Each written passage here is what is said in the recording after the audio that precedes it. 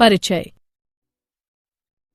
जब हम किसी पौधे का निरीक्षण करते हैं तब हम देखते हैं कि प्रत्येक पौधे में जड़ें, तना और पत्तियां पाई जाती हैं। पौधों में पुष्प और फल भी होते हैं। जड़ों एवं तने के गुण, उनके प्रकार, रूपांतरण और उनके कार्यों के विषय में हम पहले ही चर्चा कर चुके हैं। अब हम पत्ती के विषय में पढ़ेंगे। उद्देश्य।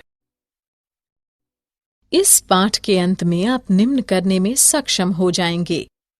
पत्ती के गुणों का पता लगाना, पत्ती में शिरा विन्यास का पता लगाना, पत्ती के प्रकारों का अध्ययन करना, पर्ण विन्यास को पहचानना, पत्ती के रूपांतरणों का अध्ययन करना, पत्ती के कार्यों को समझना।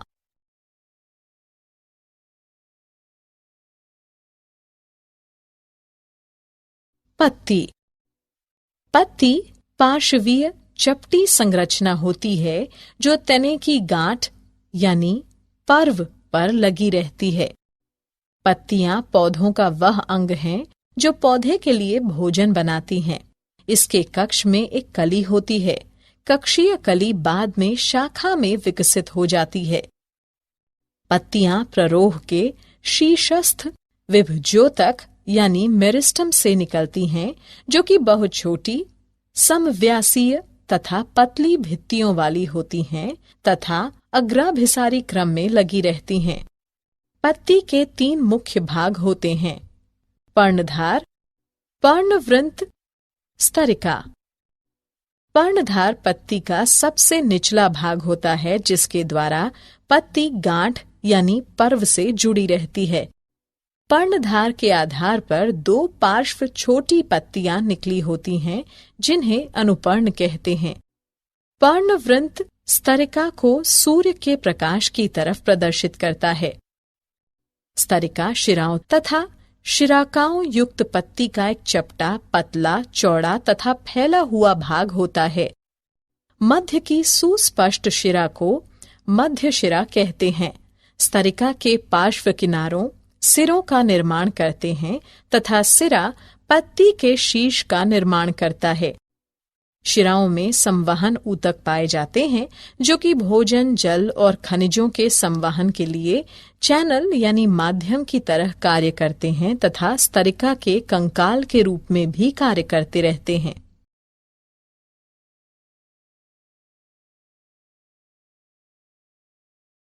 शिरा विन्यास।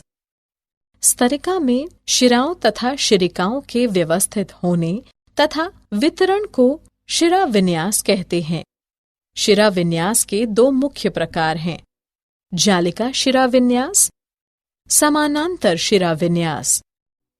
जालिका शिरा विन्यास, जब शिराएं अनियमित रूप से वितरित होकर एक जाल का निर्माण करती हैं, तो उसे जालिका शिरा विन्यास कहते हैं। समानांतर शिरा विन्यास, जब शिराएं स्तरिका के अंदर एक दूसरे के समानांतर स्थित होती हैं तथा जाल का निर्माण नहीं करती हैं, तो उसे समानांतर शिरा विन्यास कहते हैं।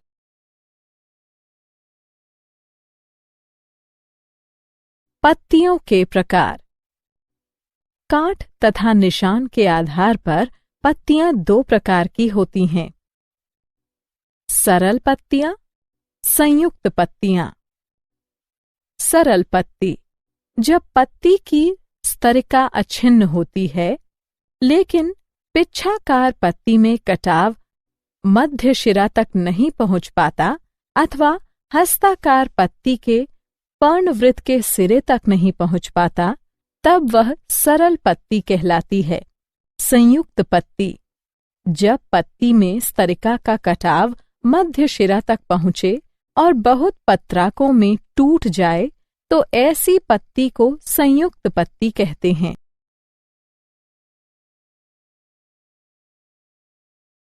पर्ण विन्यास। तने अथवा शाखा पर पत्तियों के व्यवस्थित होने के क्रम को पर्ण विन्यास कहते हैं।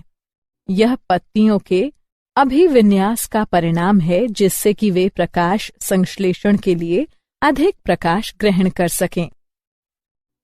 इसके 3 मुख्य प्रकार हैं: एकांतर या घुमावदार, सम्मुख और चक्करदार। एकांतर या घुमावदार प्रत्येक गांठ यानी पर्व पर एक एकल पत्ती एकांतर के रूप में निकलती है। उदाहरण गुड़हल। सम्मुख प्रत्येक गांठ या पर्व पर पत्तियों का एक जोड़ा निकलता है तथा ये परस्पर सम्मुख या विपरीत स्थित होती हैं। उदाहरण कैलोट्रोपिस प्रोसेरा यानी ओक। चक्करदार जब एक ही गांठ पर्व पर 3 या अधिक पत्तियां निकलती हैं तथा एक चक्र या गोले में पाई जाती हैं।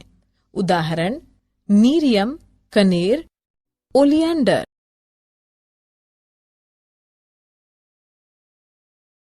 पत्ती के रूपांतरण। प्रकाश संश्लेषण के अतिरिक्त अन्य कार्यों को करने के लिए पत्तियां रूपांतरित हो जाती हैं। यह निम्न प्रकार का होता है: प्रतान, शूल यानी कांटे, भोजन संचय।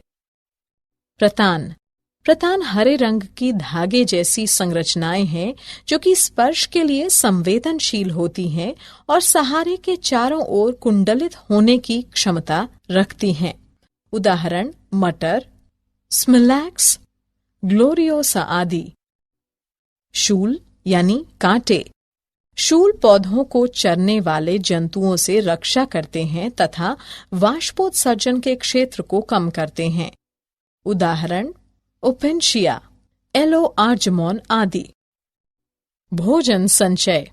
एलियम सीपी की पत्तियों में भोजन संचित होता है। एलो तथा पार्थुलाका में जल, म्यूसिलेज तथा भोज्य पदार्थ के संचय के कारण पत्तियां मांसल तथा रसदार हो जाती हैं।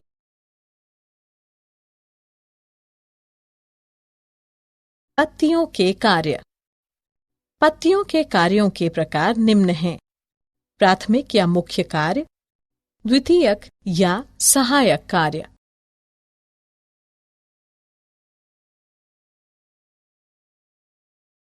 पत्तियों के प्राथमिक कार्य। प्रकाश संश्लेषण। पत्तियों का प्रमुख कार्य कार्बनिक भोजन का निर्माण करना होता है।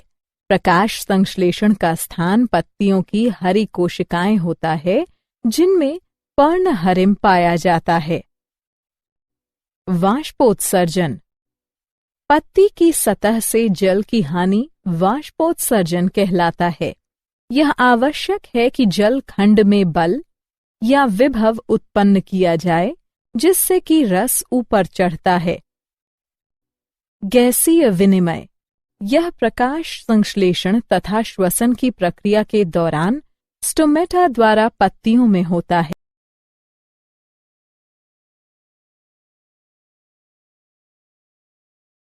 पत्तियों के द्वितीयक कार्य। पर्णधार में भोजन का संचय। उदाहरण प्याज। मांसल पत्तियों में जल का संचय। उदाहरण ब्रायोफिलम एलो।